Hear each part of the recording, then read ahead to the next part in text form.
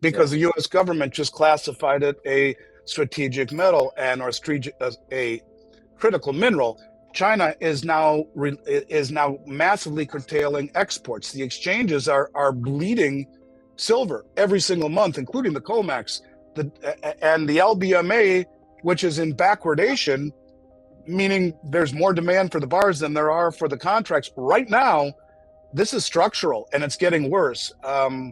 I think silver has not been allowed to express itself in price because the military industrial complex has been holding it down. And that's not just in the United States, that's all around Western Europe. They've held it down to build high-tech weapons. And you need huge amounts of it to build high-tech weapons. And the countries that have exploited the delivery mechanism over the last few years for a long time were not sophisticated, coordinated, or motivated enough to do this. They are now, and wealthy. And you look at India, you look at Saudi, you look at China, you look at Russia. They're all massively buying silver. And they have been doing so because they know it's the Achilles heel of this entire Western system. And because why? Because it's the big Western banks that are massively short. Well, okay, so they blow up on their silver holdings. Really? They have holdings everywhere. Remember going back to trust? Well, if they fail to deliver on silver, what does it mean about their interest rate portfolio, their equity portfolio, their FX portfolio? It means I'm getting away from that bank. And it's a bank run. And the systemic contagion is who knows where it goes. This is why I think you're seeing a lot of banks trying to exit gracefully from the short position side. Someone's going to get left holding the ball. But when you see, literally structural backwardation since October that we still see now, I've never seen that in silver for more than just a couple of days. Now we're pretty much going on 6 weeks for the most part, with a brief moment or two of it going into contango, which means that's normal. Spot is lower than futures.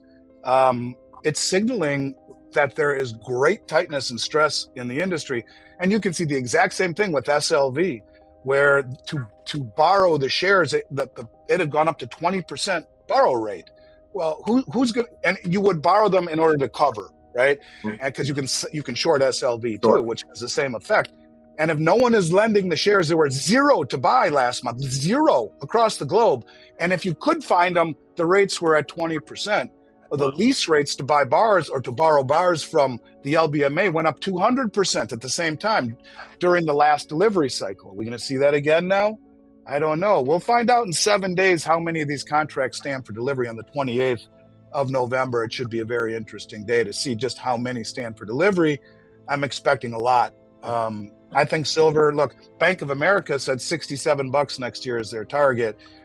That would be a low end. And if you take the cup and handle, which is a 45-year formation that we've seen technically, you take the top of once it breaks through the 50, which it did, you take the top of the cup and the bottom of the cup, 50 and 4 in the early 90s, 50 in 1980. The difference is 46. You add it to the top of the cup, 50 plus 46 is 96. Technically, that would be the next target in theory. Are we going to get there? Don't know. But I would argue it has never been allowed, for as long as I've been doing this, for over 35 years, to find real price discovery, because the banks have been naked shorting it.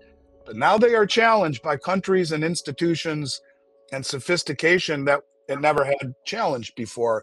And they're standing for delivery. No one ever did that. None of the traders did it. None of the players did it. It was done typically to hedge positions, right? A miner who's pulling metal out of the ground and won't have it for months can forward sell its production, get paid, and then when it's done, deliver it.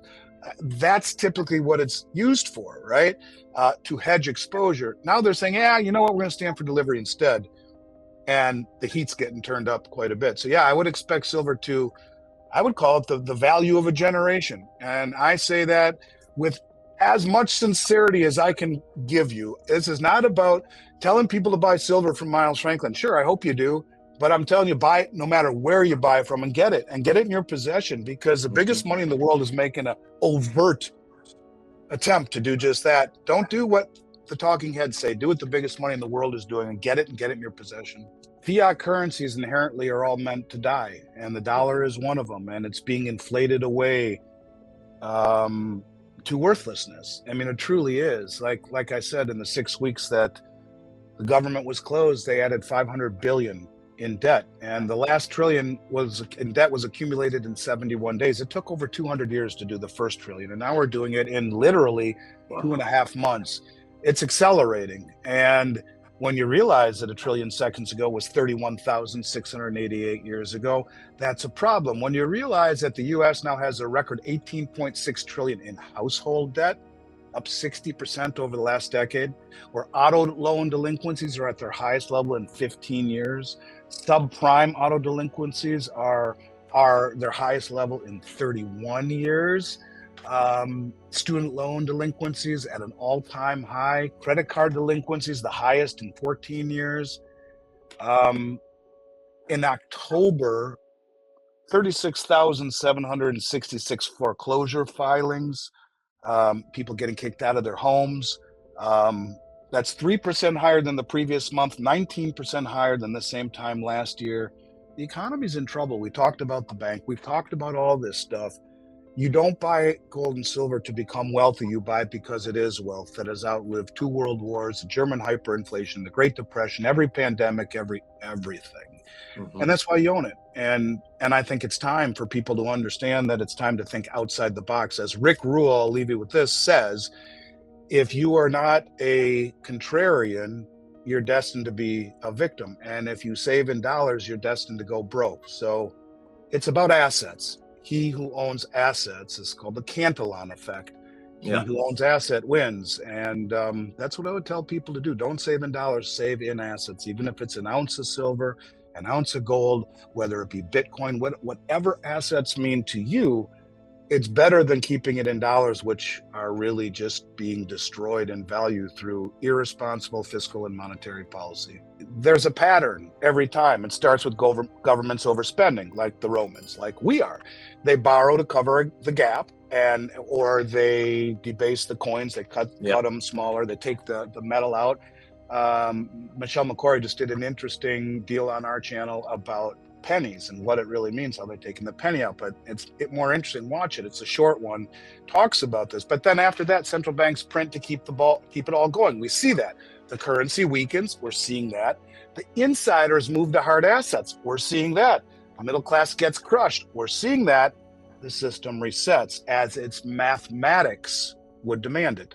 So that's where we are. And this is, the winners in all of this, they're the ones who are closest to the money printer. That's the Cantillon effect. And those are the people who take that money and buy assets as the currency continues to debase. Those assets become worth more in the face of a falling currency. So you're right on that.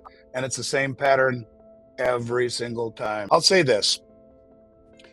1, silver has been reclassified a critical mineral by the US government. 2, the amount of gold and silver coming into the country over the last year is off the hook, and it's the biggest money in the world bringing it back in.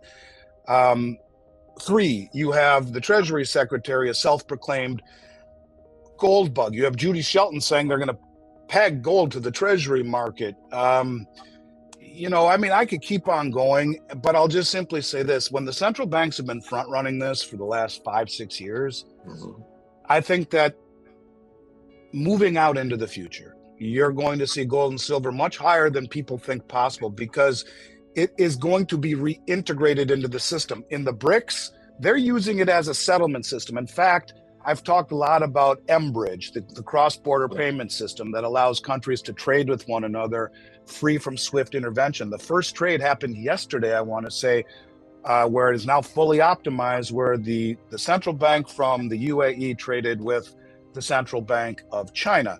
Now let's play that out. China would buy oil from the UAE and use digital yuan and trade over mBridge, which is a cross-border payment system that settles in 7 seconds at a 98% reduction in fees, no SWIFT intervention. The digital yuan has been made immediately convertible into gold. You don't have to go to dollars first by the Chinese government.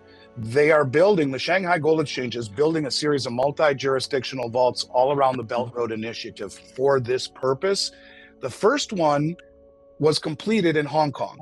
Hong Kong, in order to take gold out of China, has to go through Hong Kong. So the UAE could take those digital yuan, send it to the Shanghai Exchange, and boom, take the gold right away. The second one is under construction right now in Saudi Arabia. So the Saudis can do the same thing, take the gold right out of the vault right there. And they're building them all around the Belt Road, which is 150 plus countries, 70 plus percent of human population, 50 plus percent of global GDP. It is what they plan on doing. I think gold will go to the moon because that's what they want, because a higher gold price means a devalued dollar price. How do you sell your goods to the world? In a devalued dollar. Even Wall Street, even Main Street's talking about it. The news is saying the debasement trade. They want to debase the dollar, which means let it fall in value so they can pay down the debt and bring back manufacturing. How do you bring back manufacturing at a zero upfront cost? I know. You back the back end of the treasury market with gold, 5, 10, 20, 30, and a 50-year that Judy talks about, redeemable in gold, no interest, no upfront borrowing costs. And now you can bring back and build new facilities with no upfront borrowing costs, in 20 years deliver the gold. What if the price of gold goes way up by then? Oh, that's easy. Not only does it benefit all the central banks of the world who've been buying it, it benefits us. So the moral of the story is you save in dollars, you're going to go broke. And you can take any asset you can think of, anything, and go back 20, 50, go back to 1971 and take what that asset cost in gold then versus what it costs in gold now. And you'll see prices on everything are falling in gold terms, but they're going way higher in dollar terms. And that's the point, is that the dollar, which we measure things against, like right now, the dollar is down 7 or 8% against the dollar index. Yet it's down 70% against silver and 60% against gold. Gold and silver are the real barometers, not a basket of crappy currencies. So don't save in dollars. The biggest money in the world is repositioning into commodities right here in front of us. And now the U.S. government is doing so as well. And it now becomes a policy issue and a national security issue. And I think we haven't seen anything yet. Honest to God, I believe that.